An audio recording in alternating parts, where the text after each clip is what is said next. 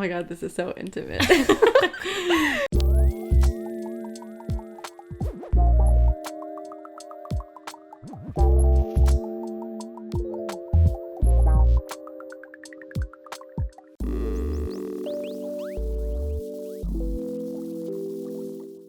So, hello everyone, welcome back to the Lonely Artist Podcast. I'm your host, Ariane, and today I'm with my dear friend, Milena Sabino. Hi. I want you to tell us a little bit about yourself before we start this podcast. Okay, so I'm from Brazil, originally, Brazilian girl. I'm from northeast part of Brazil, which if you know Brazil, it means a lot because it has a lot of different culture than the rest of the country, and we'll talk about it today. I'm graduated in architecture back in Brazil, but I'm in Canada studying interior decorating. I love arts in general. I love singing. I love drawing. I love studying about art. And that's one of the things that made me get interested about coming here and talking to you about art. Oh my god, I am so excited because this has been actually a section of the podcast that I've been wanting to make for the longest time. And I'd been talking about it with my friends. I'm like, I love doing interviews about, art with other artists, but what about artists that perhaps I can't interview? How can I talk about them without it just being a monologue of me talking about their art? Makes sense. And so I thought, why don't we do a type of book report on them, but call it Art Report, which is the name of this new section. And the first episode is going to be with you. I'm the first. Yes, I didn't tell you you're the first. No. Yeah, you're the first, and you're also the first person to ever be in person with me for the podcast. I feel so important. So I'm an Oprah. You're you're a VIP here. So fancy. So you are going to be introducing us to a new section of the podcast and to the first ever in-person interview. So, well, not interview, but talk to talk with another person. Kind of a responsibility, right? Yeah. Okay. So, no pressure. No pressure. No pressure, but I was nervous already. Now I'm double the nervous. Okay, I'll pretend I'm fine. You'll do fine, I'm sure. So, should I start? Do you want to ask something?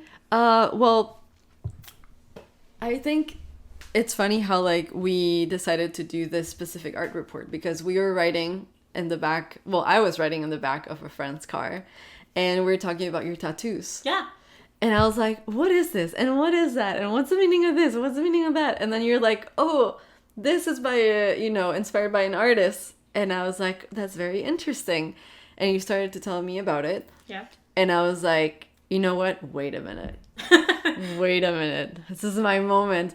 Let's save that for the podcast. I don't want to know anything about it until you come here and explain it to me. So I want you to, give me a lecture on this person. I prepared the lecture on it. I was like, yeah, just write a very chill art report type thing. And you're like, is it I feel like I'm doing schoolwork. Do you want me to be super specific? And I was like, no, just vibes. And then Milena arrives at the house with the fucking PDF.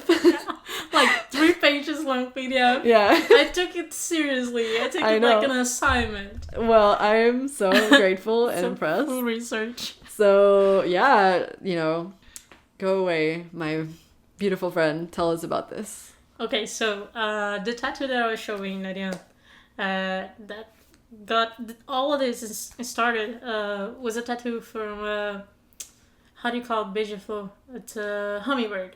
A hummingbird. Beija-flor is how we call it in Portuguese.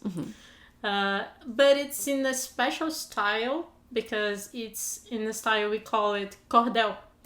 And I'm going to tell you about it from the start. So it's kind of a long story. Okay. But it's good, I promise. I'm excited. So, arts can be produced in many different techniques. We're most usually, it's most common pencil, paper, and just drawing. But there wasn't always pencil or paper available for everyone. So, in the beginning of the human history, not that far, but a pretty long time ago, the people developed this technique called the woodcut. Woodcut. it's pretty common in a lot of cultures, and is the one of the oldest printing methods in human history. I had it written. Oh, facts. Facts. I just didn't search like the beginning, like the precisely the beginning of the use of this technique, but it is pretty ancient, and it started in China. Okay. So it's a Chinese method. The technique consists on cutting a figure on a wooden surface and then covering it up with ink and then pressing the wood already cut on another surface, another location. It can be on a paper, it can be on a tissue, such as fabric or paper. Have you ever tried to do this technique yourself? I tried it, but not on woodcut. Okay. I tried it on rubber. You know, you can use... Nowadays, you can use several materials to, you know, have a similar technique. Yeah. But the primary one, the original technique, is on wood. Yeah. I didn't cut wood. I think I would cut myself because I'm a very messy person, disastrous person. And I have that tendency. But I tried it with rubber. And it's difficult. It's kind of like making carimbo. How do you say carimbo? You know, like something that you put it on and it gets... Like a stamp? Like a stamp, yeah. Completely forgot the word stamp. But no like a stamp. It works the same. Yeah. You carve something, you carve a drawing, and then you stamp it on another surface. But woodcut is the opposite. On a stamp, you usually draw the design, and then you carved outside and leave only the drawing that you want, right? Yes. On woodcut, you carve out the drawing, so you take off from the surface what you want to appear, you know? Like a negative almost. Yeah, almost a negative. So you needed some kind of organization process, you know, like you have to have it organized and you have to draw it backwards because once you print, it's flipped. Mirrored. Yeah. And I would not be able to do that. Yeah, it's difficult. My brain would be like, this is too much. It's really difficult, but I'll get there. So this technique became a thing in China. It developed, and it has 3 stages. Like for you to do a woodcut technique, you pass through 3 stages. Okay. First, you carve a figure on a wooden. So you carve a figure and you use sharp instruments like blades or gouges, as you want to call it. At this stage, you will be very careful because you don't want to cut yourself. Yeah, you don't want to cut yourself, and also there's all this process of mirroring the image and being careful with what part of the wood you want to take out. Any error, the artist will have to return to the beginning of the process. So if you carve out something that you needed to stay in the figure, you lose it. Yeah. So it's kind of another reason why I would not be able to do that. Yeah, I need something that I can erase, you know, like I make a lot of mistakes. So the piece of wood where the picture is can be carved and can be called linoleum or linoleum in English. After you carve it, and after the block is prepared, the wooden block is prepared, you come with a paint. And you use a roller. But the roller needs to be smooth, without any textures. So that the ink can be properly applied and doesn't have any rings, you know? It can be completely black. Usually the ink is black. Homogeneous, yes. Yeah. Okay. This is the second step. Then you take this wooden block and you apply it into a surface, or you take the surface and apply it to a block. And you have to press it and be very careful not to ruin the paper or the tissue or the fabric. It's like being careful all the way of your process. Yeah, exactly. Even taking out the paper or the fabric like takes a lot of courage because you can't shake it. Yeah. Or otherwise the painting would be messed. So yeah, you press the ink and the wooden in the surface that you want to print out that drawing. The history of woodcutting is ancient, and its first records date back to 5th century. Took place in China, as I said. Soon this technique expanded to Japan, and in the early days, this method is used to print a lot of stuff. Even used, actually, to print Buddhist texts once in a history. In Europe, the history of woodcuts is intertwined with the commercialization of paper, the 14th century, and it first happened in Germany and France. Okay. As a response to the growth of books, woodcuts simultaneously functioned as a popular medium for illustration, and it worked as a kind of a way to popularize printing. Yeah. And it's a nice method that can print in mass scale, you know? Like you have the same board and you can print it several times in a lot of different surfaces. Right. So, many artists use this technique to produce scenes from landscapes, the Bible, famous works. Soon this method became a way to make art pieces more accessible, since you can produce various prints, as I said.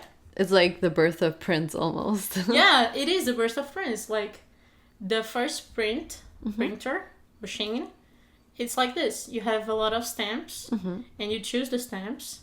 And the first newspaper was printed this way. Like you have a lot of stamps. Yeah. You put the stamps like in the same order that you want, the correct order, and then you come in. Do you happen to know if the first printed newspapers were like a roll or just like a flat surface? Good question. I don't know. I believe it was a roll, but no I don't idea. know. I don't have this fact. Okay. Didn't research this fact. Because I'm like, you're taking us from China to Germany, like. I will get to where I'm going. Like, no, I am loving the journey. It's just background, right? So yeah, let me see where I stopped. After a while, the woodcutting went into decline because you had new techniques. So the printer developed, and you didn't need to carve the details or the fonts or the letters in the wood to make stamps. Right. You had other ways to print. And people stopped using this method of printing. However, it's worth noting that the technique did not disappear, as many still used woodcuts to reproduce posters and leaflets. And that's where I'm going with this. I love that. Therefore, basically there are many types of woodcutting in many different countries. However, in Brazil, there's a special connection with this technique, and I'll tell you why. This technique first came into the country when the Portuguese royal family went to Brazil to colonize the country. So they brought this technique to Brazil. Okay. In that time, they mostly used the woodcutting to produce large-scale arts or illustrations for advertisement or even playing cards. With time, the technique reached different areas of the society. So at first, the only people who used the technique, the woodcutting technique, were people who had access to learning and who could read. Yeah, especially if it was brought on by the royalty. It's just like it was high-level society thing. But it didn't stay that way for too long. So since all you need was wood, carving materials, like sharp materials and any kind of pigment, any kind of ink, it was an affordable way to produce art, you know? And even though the woodcutting came to Brazil in like 18th century, the art only became popular in the 19th century and gained strength, especially in the northeast portion of Brazil, which is where I come from. Right. So that's why you have a special connection to it. This is why I have a special connection. I love it. It has a special connection with a place called Sertão, which is an area from northeast of Brazil, which is commonly known from the long periods of droughts. Okay. Sertão is something that reminds of dry, you know?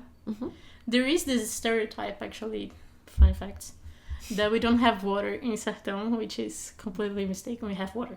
Yeah. We have water, well, guys. you wouldn't be able to survive otherwise. We have water, okay? But before, there was sufficient technique to bring out the water from the rivers to our houses. It was complicated, especially in that time, because people had to go walking to rivers to get buckets of water and come home. So there wasn't a lot of rain. There is a place that doesn't rain a lot, so it's very dry.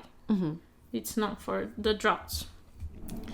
That's when the Cordel portion of this podcast starts. Cordel was originally a time of literature that began to be spoken, like it became orally.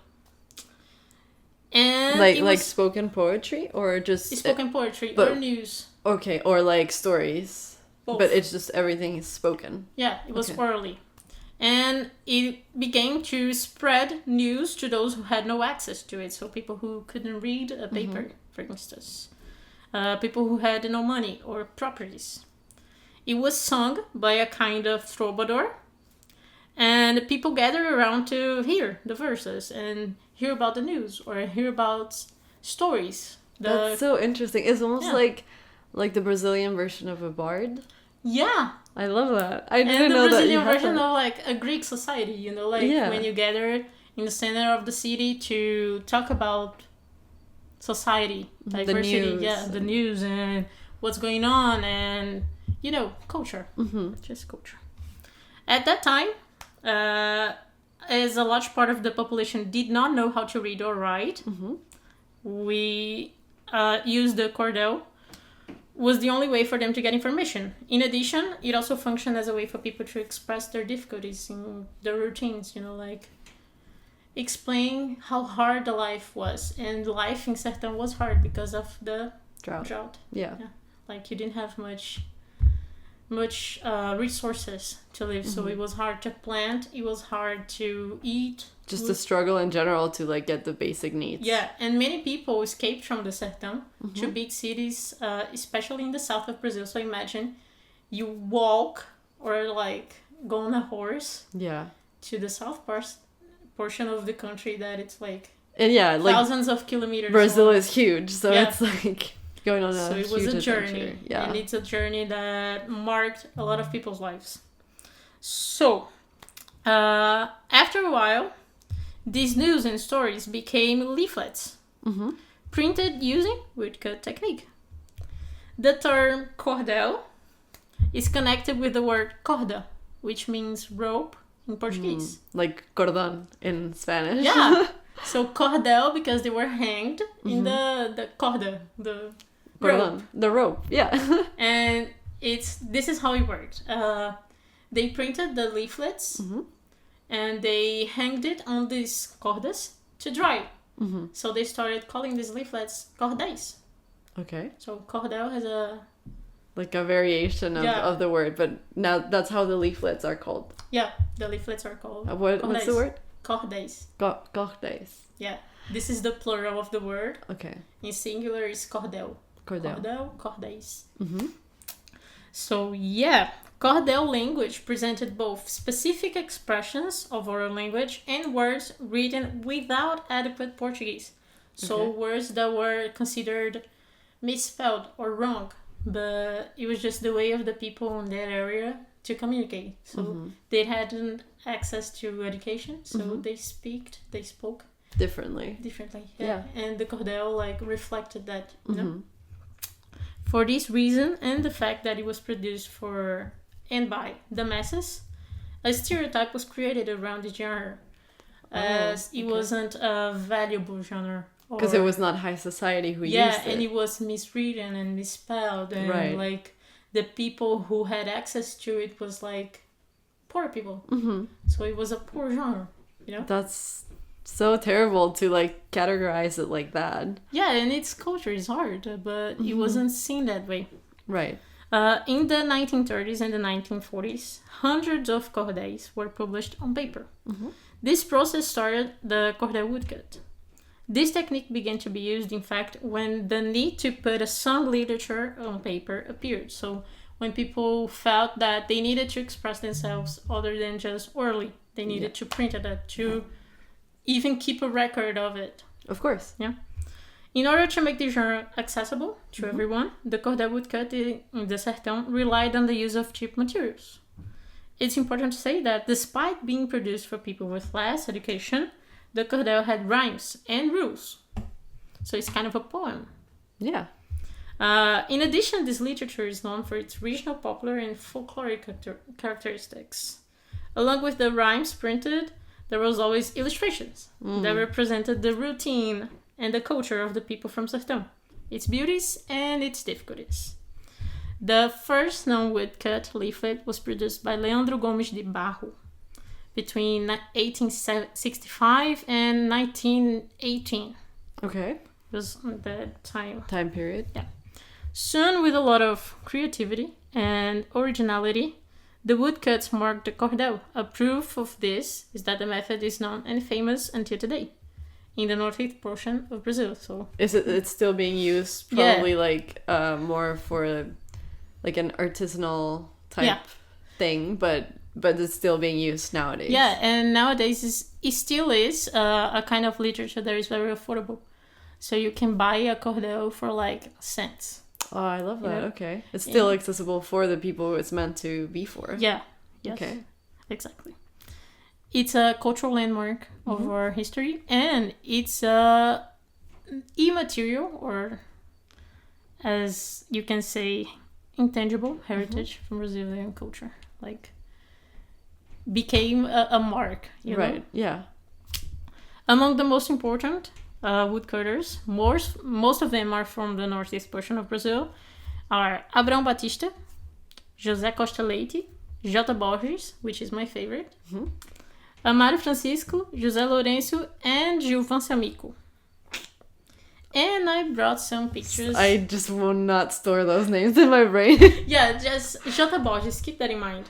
You will send me the PDF and I'll just write all the names for people to go and look at their work so that and they it's can. Beautiful. It's amazing. Yeah, so don't fret if you just did not like register the names.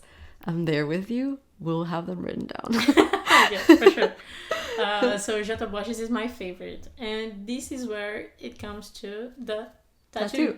Before we get into the tattoo, I am curious about some things. So this specific art style that comes from all of this history that you gave us, is it does each artist have like their own specific style, or do they do the specific style that comes with the technique? The artists usually refer to the same style. They have this mark that they always reflect on their work because of the materials they used. Right. So since you're wood carving in a wood, it's not a very flexible material, so you don't have a lot of round shapes. Right. So it's kind of rough. It's drawing like a rough person. And there isn't a lot of technique in the drawing process, so you don't have like a lot of shading or perspective. It's kind of similar to the Egyptian art, you know? Like when you're going to draw a picture of a person on their side, but the paper is looking like this. Yeah. I kind of thought about it when you were explaining like how it came to be. It kind of reminds me of like how humans always like to do similar things to like hieroglyphics. It's like imagery that represents a story or what's happening in that moment. Yeah. And like even nowadays, digitally, we have emojis, and we use all those to communicate through icons, basically. Yeah, and reflects our culture, like our current culture. Since the Sertão still has a lot of periods of droughts per se, there are still a lot of people who suffer from that. Right. Of course, there are big cities that has access to water and such, but there are always going to be, unfortunately, people who do not have access to money, you know, proper amount of money to survive. So they do what they can to survive. And they survive from the earth, from the land, from the soil. Right. And the soil is dry. So it's kind of a long-term culture. And it still is actual... nowadays it is still a thing, you know, like it's still like affecting people there. Yeah, exactly. And like it's kind of like the things that affect them reflect the art they make as well. It's very like to do with the earth, and it's made with wood, and like all those little things, the little details. I appreciate like how interesting it is that something like that comes to be, and like how it reflects a lot more than just what it's being presented to you. Some images, independent of the artist, they always appear like cactus. Cactus are very common in Sertão. Okay. Because it's dry. And it's like because it's dry. Yeah. So there are a lot of cactus, a lot of people with specific hats that are from that part of the country, you know. So the artist changes, and of course it's not the same style always, but you see the same characteristics. Yeah, it has the same limitations, right? Yeah, it has the same limitations, but I don't see it as a limitation, but I see it as, you know, a way to remain loyal to the process, you know, like the original process. Yeah. Like, you can develop another ways to wood carve and get shadows and shaping, and you can wood carve like a dragon if you want, but they remain loyal to the technique and the style. The technique. Yeah. I love that. Yeah. Because I feel like that in and of itself is what they are trying to convey. Yeah. Right? They're showing people their culture. Exactly. So, and don't get me wrong, there are like modern artists that do the wood cutting cordel in a modern way, like Bacaro Borges. Bacaro Borges is grandson of J. Borges. Oh, okay. The one that I really like. But he does it in a more contemporary style. Yeah. Okay. With different coloring and different, you know, shapes. Okay. He uses a lot of round shapes. It's amazing. They have a museum, the J. Borges Museum, which is in the city close to where I grew up, Bezerros. I grew up in Caruaru. Bezerros is like neighbor. Okay. And they have this museum, which is their house. Oh, okay. And you can see all the process. You can see the linoleum, the original woodcut bars that they use materials. To print. Yeah, that's so cool. It's amazing. They have workshops there with J. Borges, who is still alive, and he teaches the woodcutting. Have you ever been to a workshop? No, I haven't, unfortunately. Oh, I bet you would love to. Yeah, I would love to. Oh, it would be amazing. But that's when it comes to tattoo. My tattoo artist, which is my friend Juja, you should look her up. And we'll put her handle in the description of this. She does a lot of tattoos in that style. And she knows J. Borges. She's a big fan of him.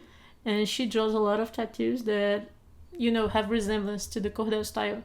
And my tattoo is one of those. Like, it's a hummingbird, but in this style. I love that because of, like, where we started and all the things that you told us about this technique and how it made its way to your country. And then the north of your country adopted that style because it facilitated communication with the people who didn't have resources, who didn't have education, who were basically poor people and living in a place that is dry, that doesn't have water, that makes things a lot more hard. Comes this specific style and part of the cultural heritage. Yeah.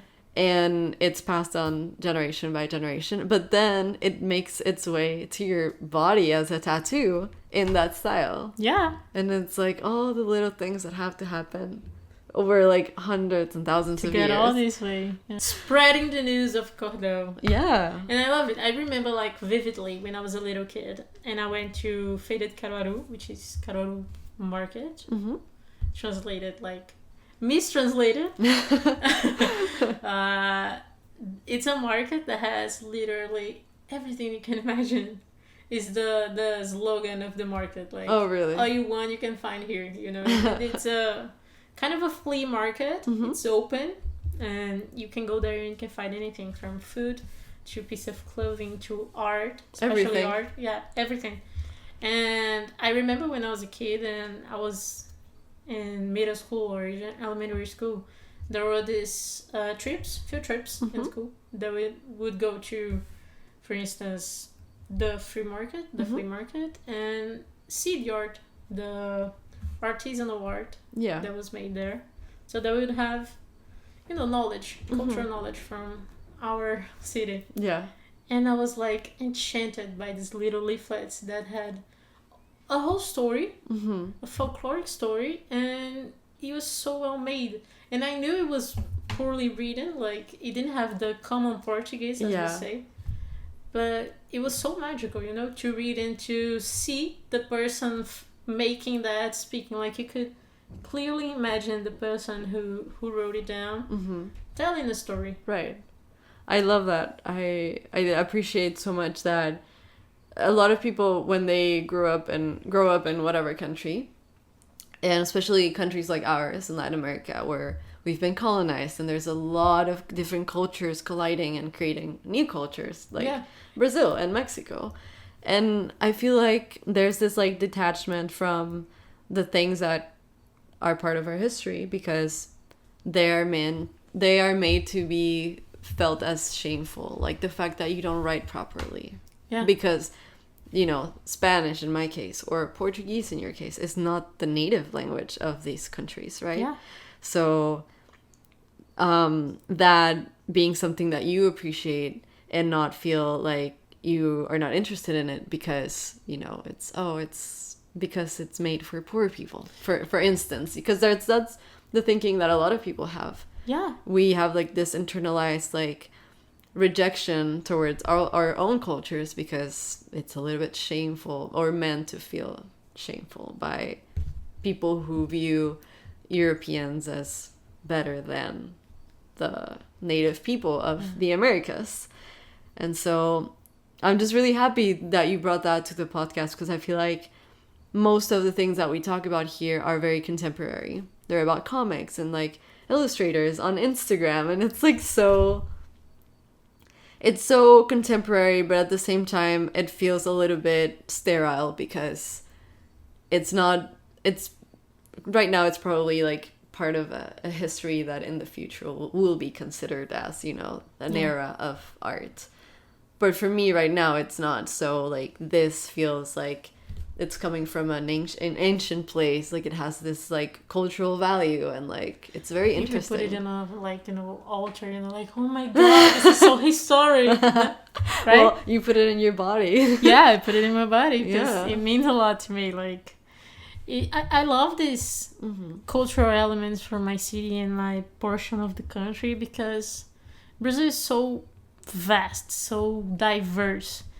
You can find so many different cultures in there. And it's different from the stereotype that people commonly have from Brazil. Like you think about Brazil, you think about some specific things. Sao Paulo or Rio de Janeiro or something like that. Yeah, and it's like so limited, guys. So limited. Like Brazil is so big. You have no idea how big Brazil is. Well, now you do. Yeah, search for it, please. But like, it's amazing, and people don't know about it, and I just have it so close to my heart, like I love it. And I'm so happy that we were able to do this, and for you to share this with us, and for it to become part of the podcast, and like I love that. So thank you so much for being part of it, and for sharing this like really valuable information that I hope that people who are listening to like can appreciate and look more into. Please. You never know, like perhaps somebody who listens to this has never heard of it and goes investigates it and like falls in love with it too. Probably. So I know I will, so that's just really good. And I hope you guys liked this episode. Let us know in the comments what you thought about it. Do you like the fact that I can now interview people in person? I personally love it. I do too, but And like you popped the cherry on that one, so that's great. And we'll see you for the next one. Bye.